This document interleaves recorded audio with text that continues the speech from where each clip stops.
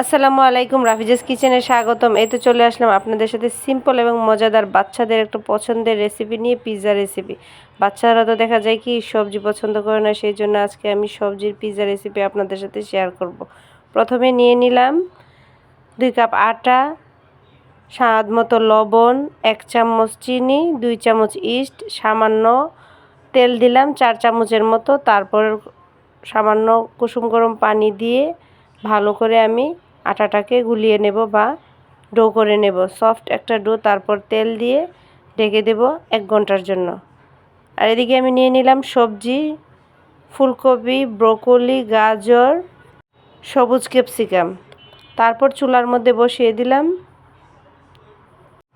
কড়াই, তারপর দিয়ে দিলাম তেল দিয়ে সবজিগুলো আমি দিয়ে দেব। তারপর আদা বাটা, রসুন বাটা, সামান্য হলুদ, মরিচ, ধনিয়া হাফ টি স্পুন করে, তারপর দিয়ে দিলাম ম্যাগি মশলা দিয়ে আমি ভালো করে মশলাটাকে সবজির মধ্যে লাগিয়ে নিলাম। তারপর ভাজা করে নেব, একদম মিডিয়াম আছে ঢাকনা দিয়ে ঢেকে দিলাম 3-4 মিনিটের জন্য।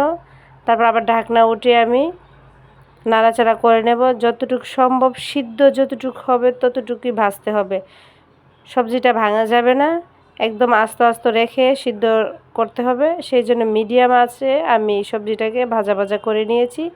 তারপরে দিয়ে দিলাম ফালি করা পেঁয়াজ, আপনারা চাইলে কুচি করাও দিতে পারেন, তবে আমি সৌন্দর্যের জন্য ফালি করে দিয়েছি।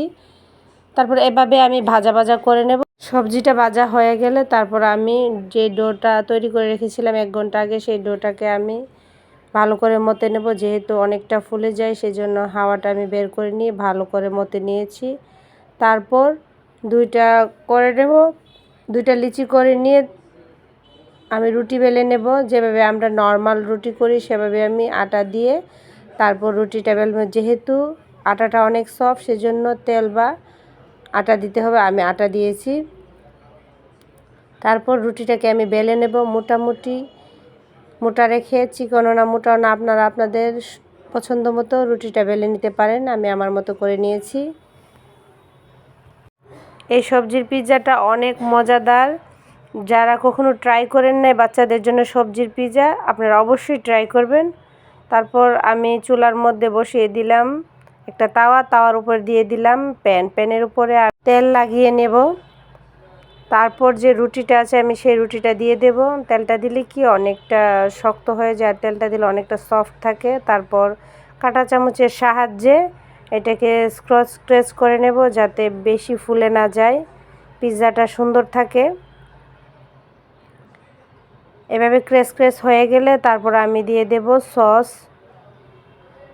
সসটা আমি সামান্যই দিয়েছি, যেহেতু পিৎজা সবজি পিৎজা সেই জন্য আমি সামান্যই দিয়েছি, এতটাও দেই নাই। তারপর সসটাকে ভালো করে রুটিটার মধ্যে আমি লাগিয়ে নিয়েছি। তারপর দিয়ে দিলাম সবজি, একে আমি সবজিগুলোকে সুন্দর করে ডেকোরেশন করে দিয়ে দিচ্ছি। সবজি ভাবিনি কখনো যে সবজির পিৎজাটা এত ভালো হবে। যেহেতু বাচ্চারা সবজি খেতে চায় না সেই জন্য আমি সবজির পিৎজাটাই ট্রাই করলাম যে এভাবে বাচ্চাদেরকে দিলে কেমন হয়। মাশাআল্লাহ অনেক মজাদার এই সবজির পিৎজা, অবশ্যই ট্রাই করবেন। আর ম্যাগি মশলাটা দেওয়ার চেষ্টা করবেন, তাহলে অনেক টেস্টি হয়। তো একে আমি সবগুলো সবজি দিয়ে দিলাম। তারপর দিয়ে দিলাম মজুরালা চিজ, আপনারা আপনাদের পছন্দ মতো চিজ দিতে পারেন, বেশি পরিমাণে চিজ দিলে আরও বেশি ভালো হয়। আমার হাতের কাছে যতটুকু ছিল আমি ততটুকুই দিয়েছি। তারপর চুলা আমি ধরিয়ে 20 মিনিটের জন্য মিডিয়াম আছে আমি চুলায় বসিয়ে দিলাম। আর এদিকে ঢাকনার যে ছিদ্রটা আছে এটা বন্ধ করে দিলাম। 20 মিনিট পর আমি চেক করে নিচ্ছি যে পিৎজাটা ঠিকঠাক হয়েছে কিনা। এই তো একদম সুন্দর করে হয়ে গেছে। এই তো হয়ে গেল মজাদার সবজি পিৎজা। আশা করি আপনাদের কাছে এই রেসিপিটা ভালো লাগবে। ভালো লাগলে অবশ্যই বাচ্চাদের জন্য ট্রাই করবেন, বড়দের জন্য ট্রাই করবেন। আর ভিডিওটা ভালো লাগলে অবশ্যই লাইক, কমেন্ট এবং শেয়ার দিতে ভুলবেন না। সবাই ভালো থাকবেন, সুস্থ থাকবেন। আল্লাহ হাফেজ।